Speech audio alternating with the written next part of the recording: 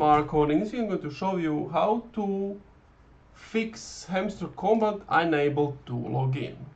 Before I show you how to do that, subscribe to the channel, it helps me out a lot. So as you can see, I have it on my screen and it's not like working. As you can see, you just have it a blank. Here's what you need to do. So if you're on your iPhone, you need to go to your settings. Then you need to go to general. Then you want to go to iPhone storage and wait for it to load up. Now that it has loaded up, you want to find Telegram.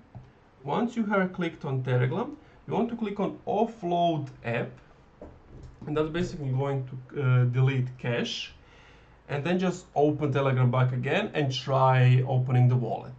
If that's still not working, what you need to do is go back to the same settings, delete the app and install it again, or just go to the App Store, search Telegram and make sure it's updated to the latest version. If you are on your Android, here's what you need to do. So you need to open Google Play Store. At the top right, tap the profile icon, tap Manage Apps Devices, then Manage, select the name of the app you want to delete, and then uninstall it. And install it once again. But make sure before you are deleting Telegram on either Android or iOS that you have made a backup so that you can return everything you had.